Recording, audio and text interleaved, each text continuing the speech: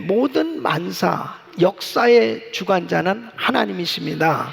바로 개인의 역사, 가정의 역사, 또 이 국가의 역사, 모든 역사의 주관자는 하나님이세요.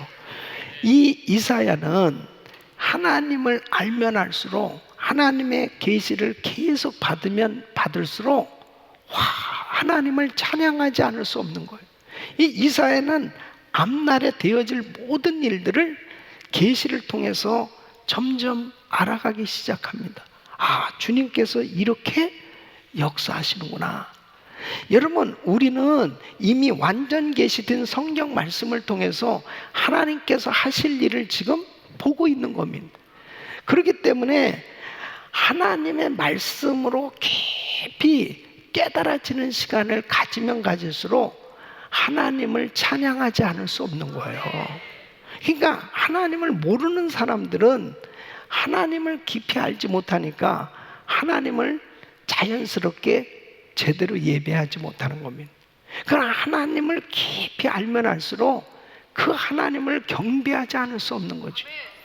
지금 오늘 이 이사야서 26장을 통해서 그 날에 이제 하나님께서 심판하시는 날, 그 날이 오게 되는데, 결국 구원받은 백성들에게는 하나님께서 평강을 주시고, 하나님을 의지하고 끝까지 하나님을 의뢰한 사람은 평강의 평강으로, 샬롬 샬롬, 완전한 평강으로 하나님께서 은혜를 더하여 주시고, 구원받지 못한 불신자들, 하나님을 의지하지 않고 살던 사람들은 결국은 그들의 인생이 이제 멸망의 길로 가게 될 것을 말씀을 하고 있습니다.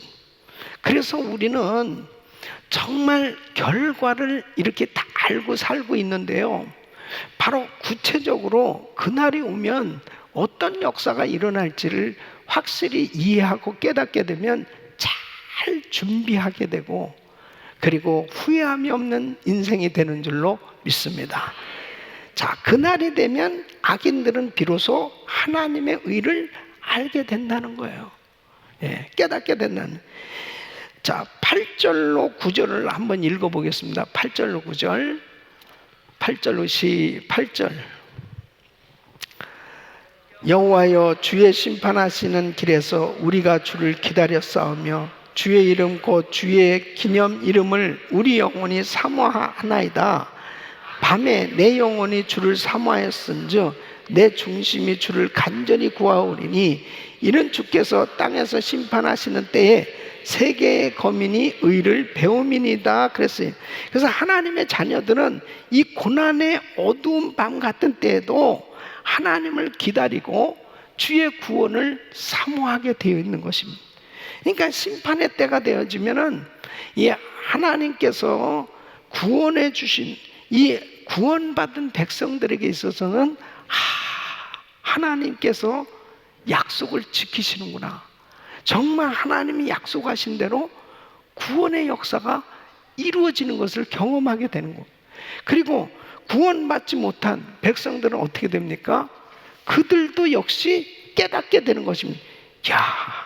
하나님은 정말 살아계시구나.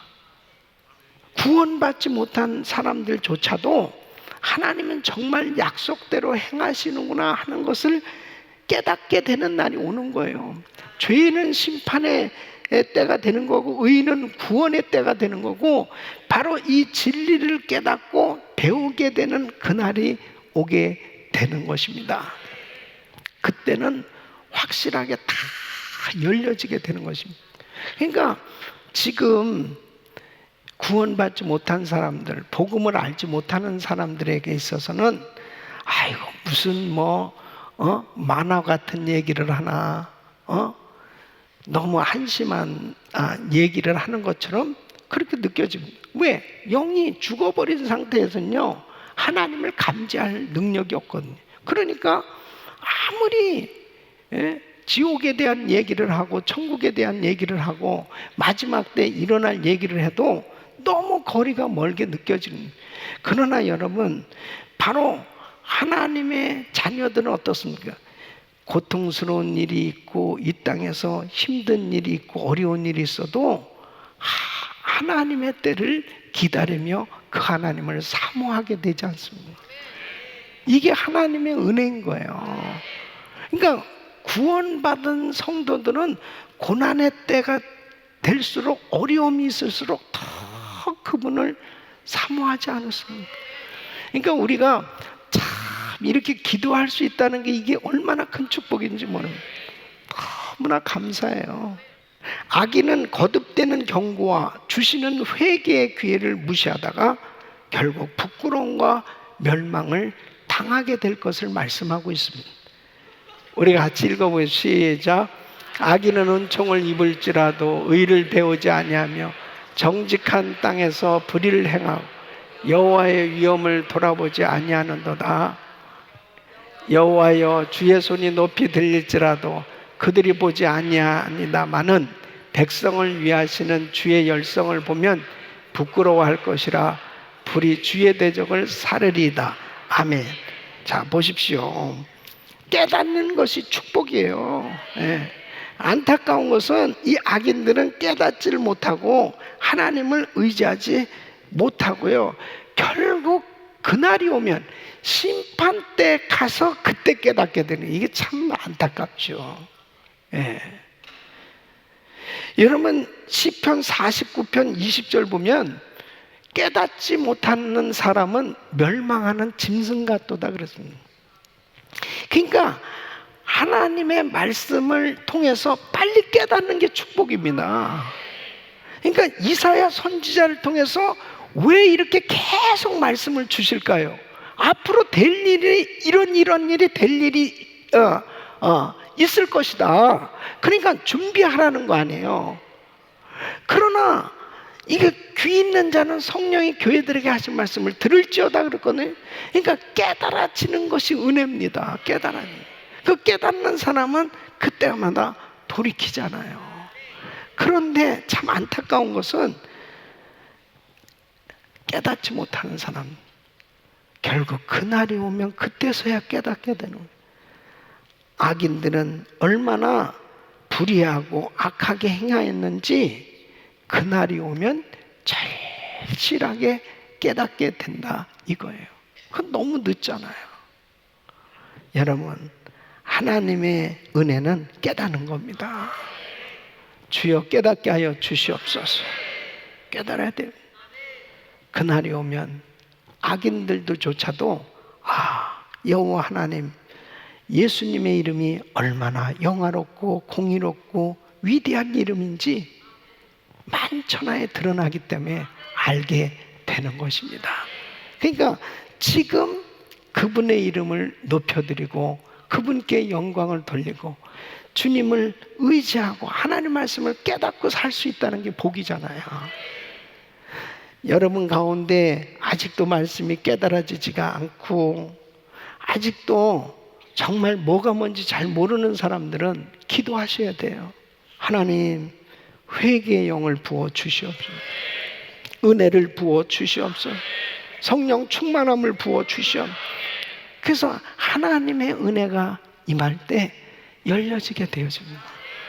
영적으로 쫙 열려질 때 얼마나 감사해요. 여러분, 믿음으로 그 시련을 딛고 살아남은 자들이 있어요.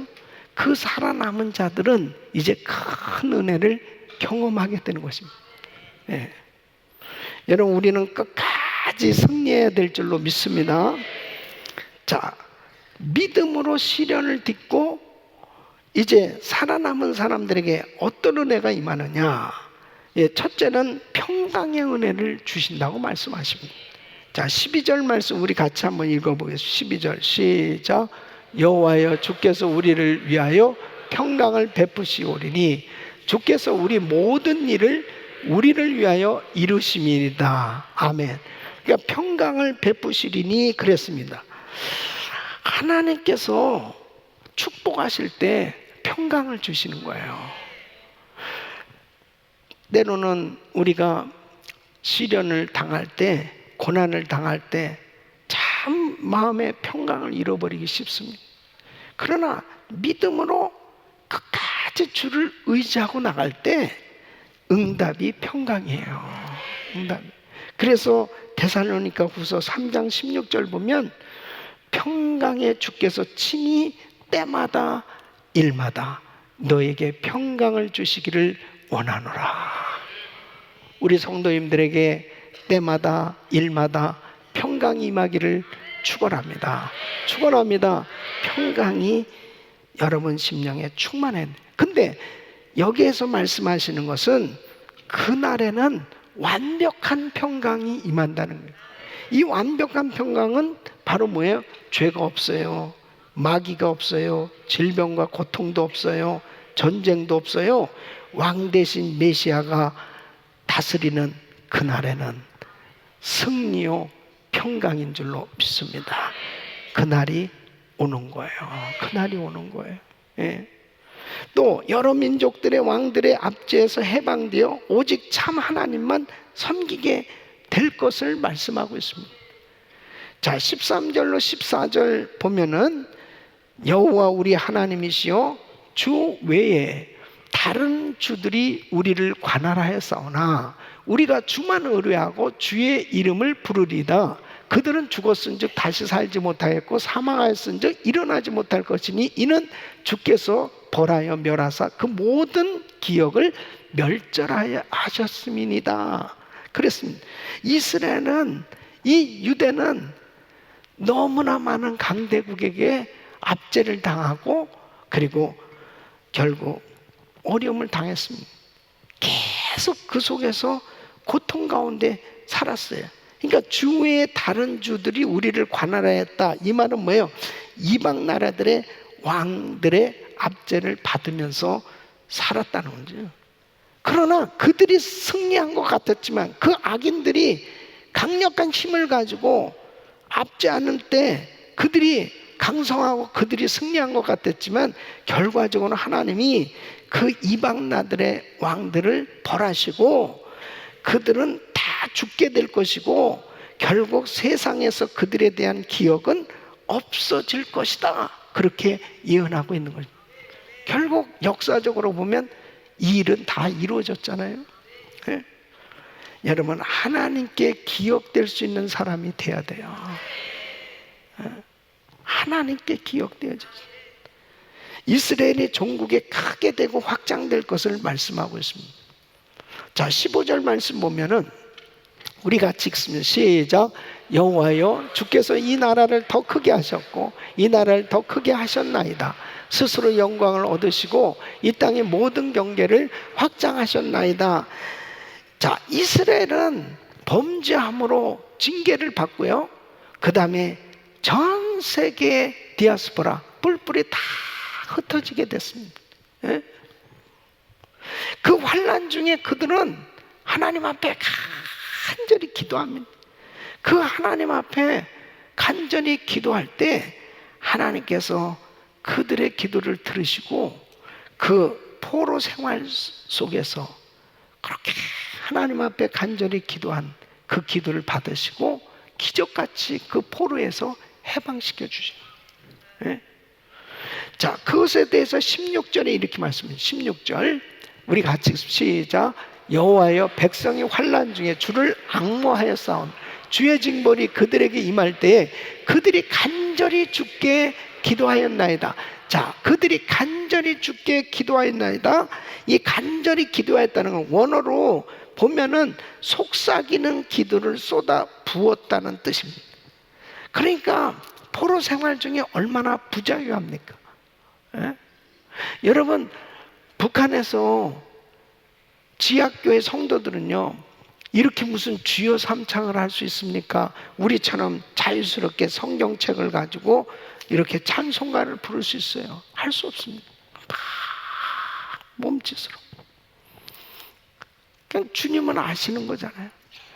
그리고 그냥 소곤소곤 입을 뒤집어 쓰고 소곤소곤 그렇게 하나님 앞에 기도하는 거예요. 이 포로 생활하던 이 이스라엘 백성들도 마찬가지죠. 이 우상을 섬기는 나라에서 이 감히 어떻게, 그래서 다니엘은 에루살렘을 향하여 창문을 열어놓고 기도했을 때 그것 때문에 사자굴 들어갔잖아요. 그게 이방 나라에서 그렇게 높은 관직에 있는 사람이라도 안 되는 거예요. 예. 그 마귀의 역사죠. 이런 속에서 하나님 앞에 소곤소곤 속삭이는 기도를 하듯이 우리 주님 앞에 부르짖었지만 우리 주님은 응답하신 줄로 믿습니다. 여러분, 우리의 삶 가운데 어떤 환경 속에서 기도는 할 수 있잖아요. 그 기도를 하나님 앞에 쏟아 부으란 말이에요. 예? 쏟아 부으란 말이에요. 쏟아 부으란 말이에요. 예? 사업장에도 다른 것보다도 기도로 쏟아 부어야 돼요. 기도로 쏟아 부어야 돼요. 예? 우리 교회 모든 사역에도 모이면은 부서들마다 기도를 쏟아 부어야 돼요. 기도를. 우리 자녀들을 위해서도 기도를 쏟아 부어야 돼요. 기도를. 그냥 기도를 쏟아 부어야 돼. 예. 기도를 쏟아 부은 곳은 부흥하게 돼 있어요. 기적이 일어나게 돼 있어요. 우리 자녀들을 위해서 기도를 쏟아 부어 보세요. 자녀들이 잘 될 수밖에 없습니다. 예? 우리 하나님 모든 사업장에도 다른 것보다 기도를 쏟아 부으란 말이에요. 기도로는. 예? 하나님께서 부흥을 주실 줄 믿습니다. 교회에 마찬가지죠. 기도를 쏟아 부어야 돼요. 기도를. 예? 우리 성도님들이 어디에서도 계속 소곤소곤 우리 주님과 다 그렇게 기도를 쏟아 부을 때 하나님께서 기뻐 받으실 줄로 믿습니다. 그러니까 이 포로된 가운데, 포로 생활 속에 얼마나 부자유하고 억압을 당한 이런 속에서도 기도는 할 수 있지 않냐 이거예요. 하나님은 살아계시고 그 하나님 앞에 부르짖었을 때 하나님께서 17절로 18절, 자 17절로 18절 시작. 여호와여, 잉태한 여인이 산기가 임박하여 구로하며 부르짖은 같이 우리가 주의 앞에 이러하니이다. 우리가 잉태하고 고통하였을지라도 낳은 것은 바람 같아서 땅에 구원을 베푸지 못하였고 세계의 거민을 생산치 못하는. 그러니까 이렇게 부르짖었을 때 고통 속에서 포로에서 해방이 됐어요. 그런데 또 결국은 하나님께서 보내주신 메시아 그리스도를 또 죽였어요. 십자가에 못 박아 죽였어요. 그리고 결국은 전 세계로 흩어져서 2000년 동안 고통을 당할 수밖에 없는 그러한 삶으로 이스라엘 백성들이 죽은 자 같이 그렇게 살게 됐던 것을 볼 수 있습니다. 그러나 그날에는 하나님께서 다 회복시켜 주시겠다는 거예요. 다 할렐루야, 다 회복시켜 주시겠다. 예. 자 19절 보세요. 19절 시작. 주의 죽은 자들은 살아나고 우리의 시체들은 일어나리이다. 티끌에 거하는 자들아 너희는 깨어 노래하라. 주의 이슬은 빛난 이슬이니 땅이 죽은 자를 내어 놓으리로다. 아멘. 그래서 결국 우리의 시체들은 일어나리다. 이스라엘의 회복과 종말론적 부활을 예언하고 있습니다.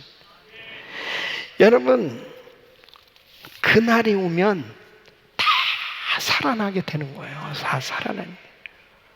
이렇게 앞으로 되어질 일들을 이사야 선지자를 통해서 지금 다 보여주고 계세요. 예. 그렇다면 지금 우리는 어디에 있는 겁니까? 우리는 지금 예수 믿고 구원받고 성령으로 거듭나는 하나님의 자녀로 이제 주님이 다시 오시겠다고 말씀하신 주님의 재림을 기대하며 살아가고 있어요. 예? 이 자리에 있는 거예요. 우리가 이 자리에. 여기에서 우리가 해야 될 일은 뭐냐?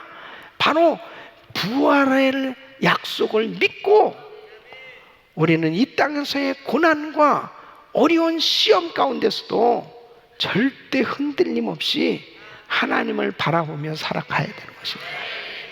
믿습니까? 그래서 다니엘도 분명히 부활을 예언하고 있습니다. 다니엘서 12장 2절 시작. 땅의 티끌 가운데서 자는 자 중에 많이 깨어 영생을 얻는 자도 있고 수욕을 받아서 무궁히 부끄러움을 입을 자도 있을 것이며 그랬습니다. 예수님께서도 부활의 날을 예언했습니다. 요한복음 5장 28절 29 시작. 이를 기이 여기지 말라. 무덤 속에 있는 자가 다 그의 음성을 들을 때가 오나니 선한 일을 행한 자는 생명의 부활로 악한 일을 행한 자는 심판의 부활로 나오리라. 바울도 부활을 예언했습니다. 고린도전서 15장 51절 시작. 보라 내가 너희에게 비밀을 말하매 우리가 다 잠잘 것이 아니야 마지막 나팔에 순식간에 호련히 다 변화하리라. 아멘. 그래서 믿음과 인내로 연단을 잘 통과한 자 19절에 오늘 본문 19절에 이렇게 말씀 시작. 주의 죽은 자들은 살아나고 우리의 시체들은 일어나리이다. 티끌에 거하는 자들아 너희는 깨어 노래하라. 아멘. 아멘. 바울은 이렇게 외칩니다. 고린도전서 15장 56절 57 시작. 사망에 쏘는 것은 죄요 죄의 권능은 율법이라. 우리 주 예수 그리스도로 말미암아 우리에게 이김을 주시는 하나님께 감사하노니. 예.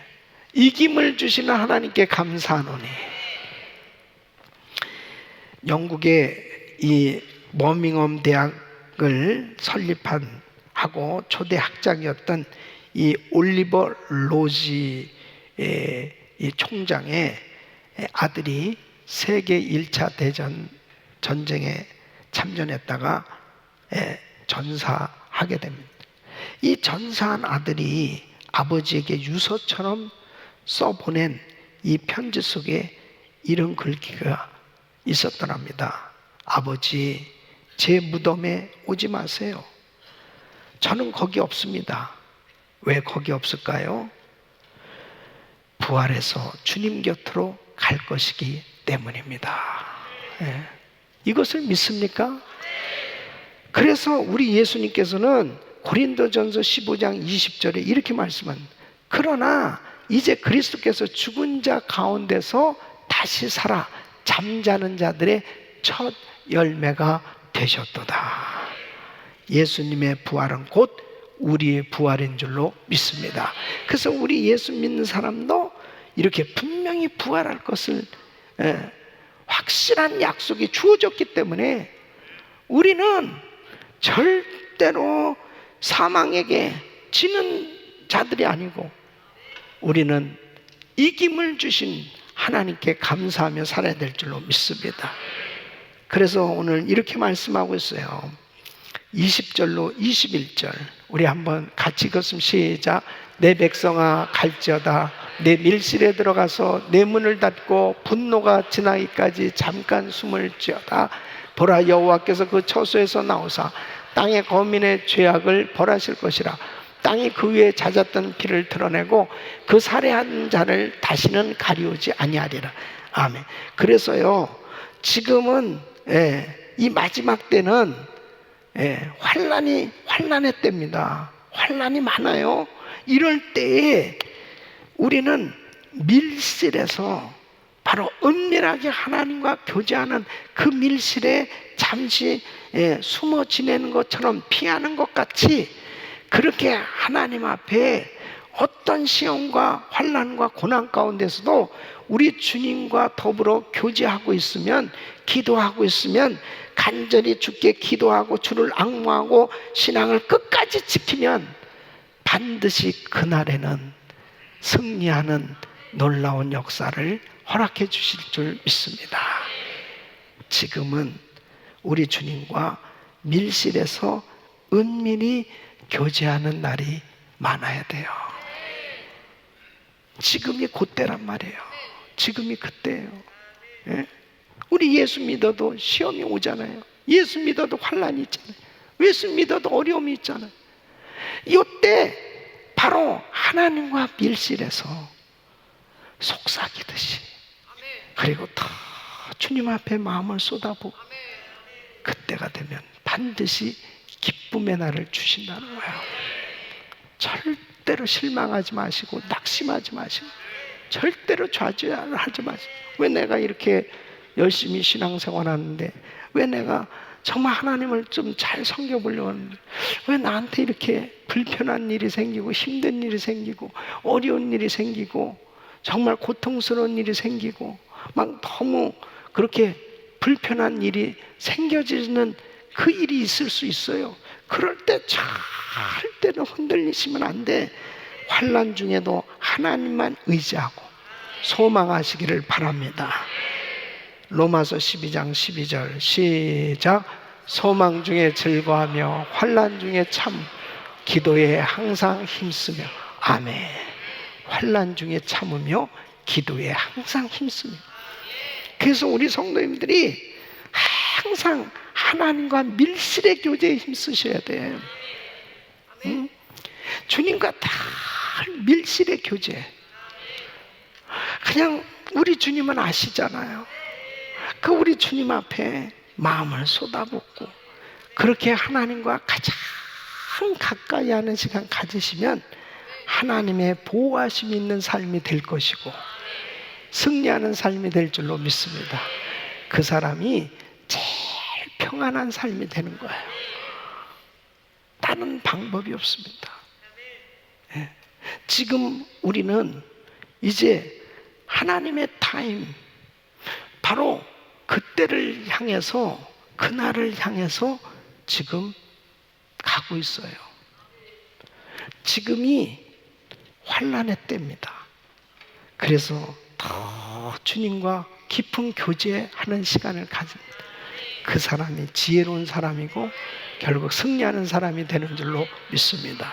이제 우리 다음 주는 추수감사 새벽 부흥회를 갖습니다. 이 추수감사절 새벽 집회의 이번 주제는 감사를 회복하는 은혜를 받는 거예요. 여러분, 감사하면 다 열려집니다. 감사하면 다 열려진다는 거예요. 이 감사하지 못하도록 사탄은 계속 역사하는 거거든요. 근데 감사가 회복되잖아요. 다 열려지는 거예요. 하나님 앞에 한 주간 새벽 제단을 작정하시고 감사를 회복하시기를 축원합니다. 감사가 넘쳤을 때 저절로 하나님은 그 예배를 받으시고 우리 성도님들에게 놀라운 은혜를 주실 줄로 믿습니다. 제가 이제 한국에서 집회 마치고 미국으로 돌아오는 여정 가운데 목요일 날 이제 비행기를 타야 되잖아요. 근데 성안교회 장학봉 목사님한테 전화 왔어요. 목사님, 목요일 새벽에는 뭘 하십니까? 뭘 해? 이제 미국 가야지. 우리가 지금 특세 기간인데 새벽에 좀 추수감사절 지금 특세 기간.